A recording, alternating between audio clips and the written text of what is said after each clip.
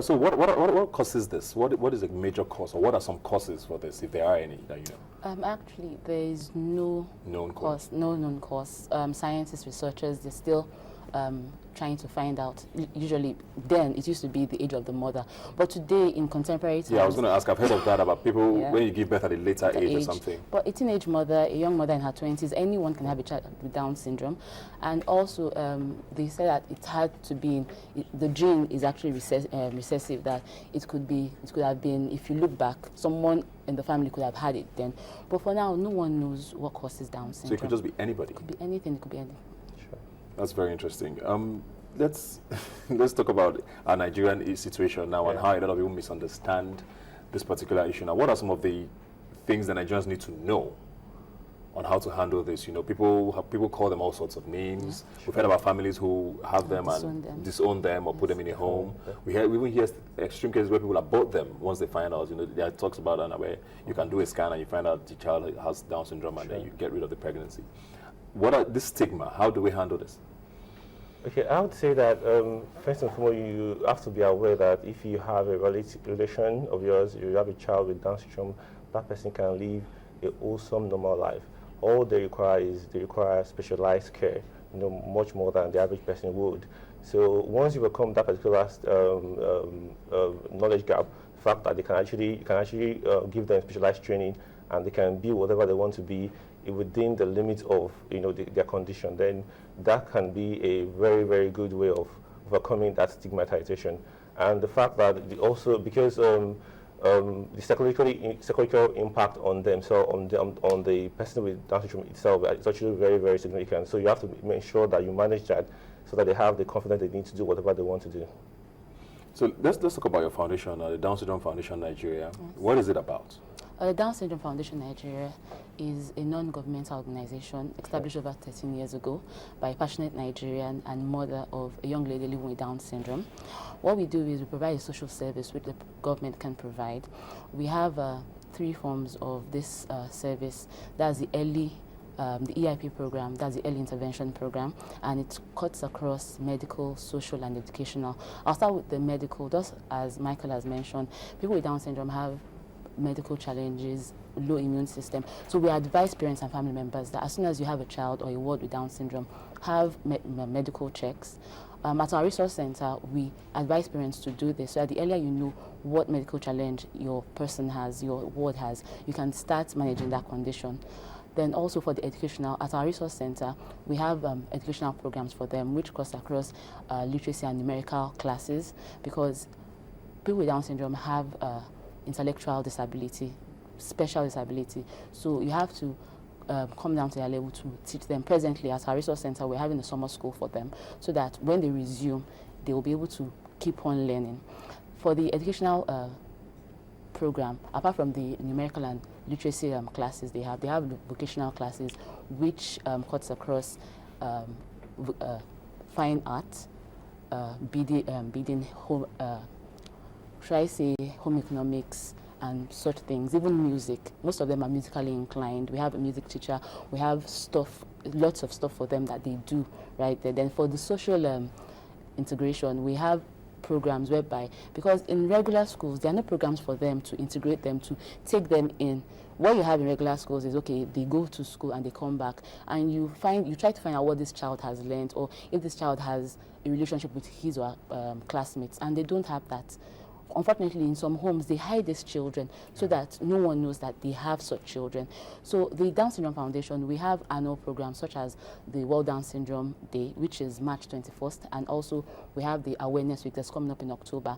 What we use these programs for is to create awareness, to let these children go out there as advocates.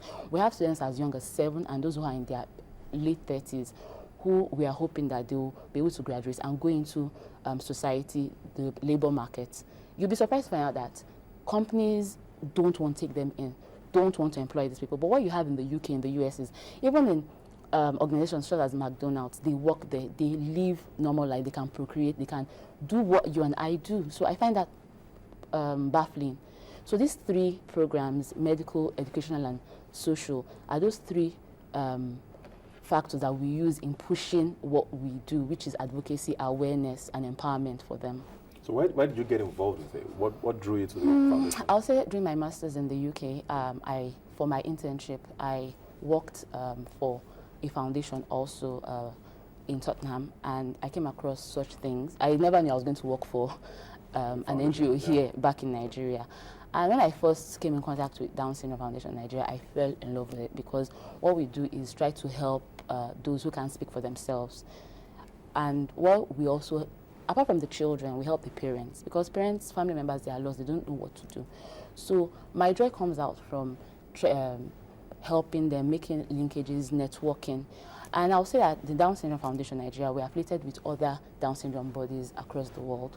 We attended the National Down Syndrome Congress in the US last month, where we also took parents and children to network with others so that they can also learn on how to care. It's a kind of capacity building seminar for them and workshop where they have demonstrations, they have practicals, and even lessons where they can bring back and teach others. We have a PTA group also. We have committee members whereby people, the community, they come together on how to improve their lives. Because in Nigeria, we don't usually think about disabilities. Yeah, we just look at that aspect, that sector that, okay, it's just there. But it's bigger than you think. Our work is vital, but so is your support. So we need the support of the government, of Nigerians, well-meaning Nigerians, to help out with this. And at this point, I also want to mention that we established our Ibadan chapter last November, so and we have Lagos and Ibadan now. Yes. Okay. So we have about 45 children that are there, and the foundation also has a pet project called Save a Life Project, where because about 50% of children born with Down syndrome have that chance of having congenital heart failure. So to this end, we have this initiative whereby we are affiliated with doctors in India and the UK, and we've helped over 40 families. We try to source for funding for them to go over to India to have corrective heart surgery, and it's been good so far. Very, very great work there. Michael, now I want to maybe sort of leading up from that question as well, because I know most people, even most Nigerians, either have a family member, or a cousin, or a friend, or someone they know at least who has this. But like I said, it's still very misunderstood. Why are you interested in all of this? Okay, first of all, that leads me to talk about Inspired by Charity. We're a group of socially minded professionals who work in the private sector, but who actually have concern for what's going on in the larger society. Our aim has actually to actually ensure that we draw attention to some negative costs, once or twice a year. And this time around, we've tried to fuse in some adventure and also raising awareness about Down syndrome. And we're about a group of about 10 people. And this year, we're trying to draw attention and raise awareness and funding for Down syndrome via Down Syndrome Foundation in Nigeria. So that's just why we're involved.